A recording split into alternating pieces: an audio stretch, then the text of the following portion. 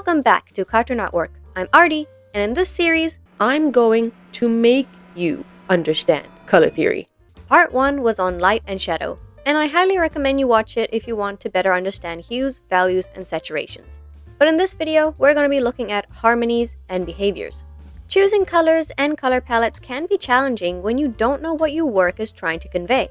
Technically, color theory refers to all existing information about how colors and light interact with one another, but it's mostly used to refer to the concept of utilizing color harmonies. Color theory defines color harmonies as effective or captivating color pairings, and they are based on the relative placements of the colors on the color wheel. For example, monochromatic color schemes are limited to one hue, aka color, and the tones derived from that single color. It's often misinterpreted as just black and white, or grayscale. But monochrome is a composition of mono, meaning single, and chromatic, meaning color. So you can use any single color on the color wheel. In fact, it's best to play around with different tones and shades of the same hue, as well as different textures. This prevents the design from being too overwhelming or monotone. A complementary color harmony uses two colors that sit on opposite ends of the color wheel. Complementary colors are special because they provide the highest possible visual contrast. When placed side by side, this opposition makes both hues appear significantly brighter, bolder, and more vibrant. The color wheel is a way of representing colors in a circular format. So what should you do to pick a good color palette? Well, firstly, we should realize that not all harmonies are meant to be harmonious. Okay, well, why are they called harmonies then? Color harmonies have different functions, and you should pick a harmony based on the function you want it to fulfill in your design. Although most color wheels are made up of highly saturated colors, for each hue, a wide variety of saturations and values still exist. The saturated colors are often very intense, which is not appropriate for every design. Using the dimensions of saturation and value can create a variety of light, dark, strong, and soft colors within your chosen color harmony, and it will give you a greater freedom to find the colors suitable for your design. Let's take the red cyan complementary color harmony as an example. The red dots on the cyan background are uncomfortable to look at, and that's not just my minor astigmatism talking. In addition to that, the image looks quite elementary. Let's play with value, saturation, and ratios. In this newer version, the cyan background has been darkened and the red dot has been lightened to make the contrast less jarring. Only one dot is left red, while the others are variations of the same cyan. This creates an interesting surrounding for that red dot. The design is calmer and makes us curious, because now all of our attention is being pulled by that red dot. It's the same harmony, but a totally different vibe, because we've changed how the colors behave around each other. And when used right, complementary colors can create interesting scenes. But when used wrong, it can be uncomfortable to look at. In most cases, uncomfortable is not the purpose of the visuals.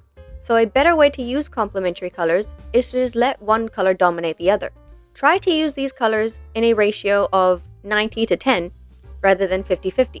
Just know that this will draw attention to the 10% part of the ratio, because you will essentially be creating a visual hierarchy. But what happens if you mix these complementary colors together? Well, you'll get neutrals, because when you mix two complementary pigment colors on the opposite side of the color wheel, they neutralize. If you've seen part 1, you'll understand why this happens. The resulting mixture reduces chroma, saturation, producing rich, earthy chromatic neutrals like brown, gray, or even khaki. But it won't create the color black because you're only mixing complementary pairs. One of the most common complementary pairs is red and green, and if you mix equal parts of it, you'll get a muted earthy tone, which is perfect for shadows and landscapes. Another pair is blue and orange, and when mixed with equal parts, you get a slated gray or navy. And if you mix yellow and violet in equal tones, you'll get a taupe or dark gray. So next time you want to experiment with neutrals, you can create your very own complementary color recipes with the complementary color pairs. If you're a makeup artist, chances are you've already used these color correctors to neutralize skin tones for either yourself or your clients, by using a green corrector to neutralize the redness in the skin, and using a peachy orange corrector to neutralize the blue veins and dark circles under the eyes. So I guess I'm also a makeup channel now? Yes, Queen. Mixing complementary pairs to create neutrals will make sure that even your shadows have a vibrancy to it, and you can technically create an entire painting with just two colors. But let's look at some other color harmonies, like split complementary. This color harmony can be seen as a toned-down version of the complementary harmony. It combines one color with the two colors adjacent to its opposite on the color wheel, kind of like an isosceles triangle. This results in a combination that has a pretty strong contrast, but is less jarring and more harmonious than the complementary color palette.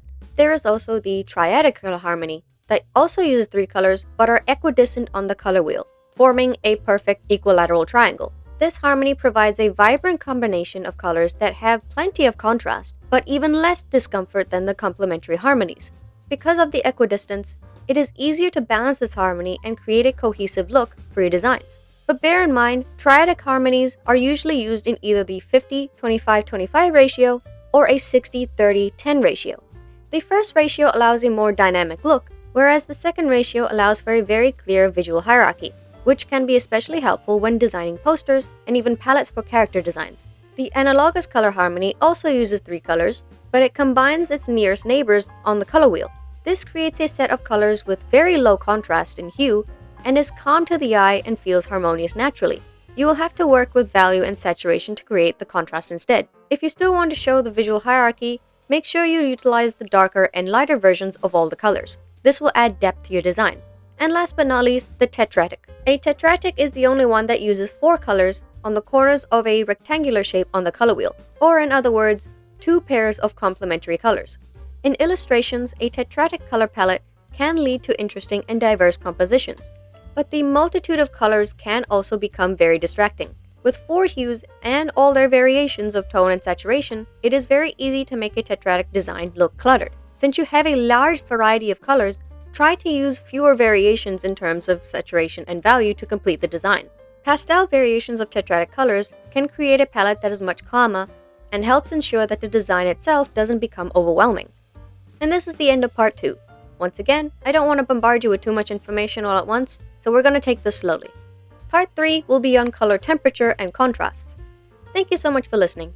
Please like and share this video with every artist that you know, and hit that bell icon for future notifications. Feel free to hype up this video and comment down below. And please subscribe. As always, good luck with your art. Speaking of art, merch and art prints are now available. I'm talking apparel, novelty items, and art prints that look a little too familiar. What, did you think I was just putting random images in my background? What am I, an AI? An actual idiot? Anyway, if you want a shirt, here's a shirt. If you want a hoodie, here's a hoodie. If you want a mug that stops you from drinking paint water, here it is. And if you want a dotted sketchbook that helps improve your perspective drawings, here it is. And I've always wanted to start an art business of sorts, and I'm happy to finally be able to take that first step. All thanks to the support of my subscribers. You're the real ones. Link to the store will be below, either in the description or link to the channel. And I hope you have fun browsing. Let me know if you need any. Oh my god, I just got retail flashbacks.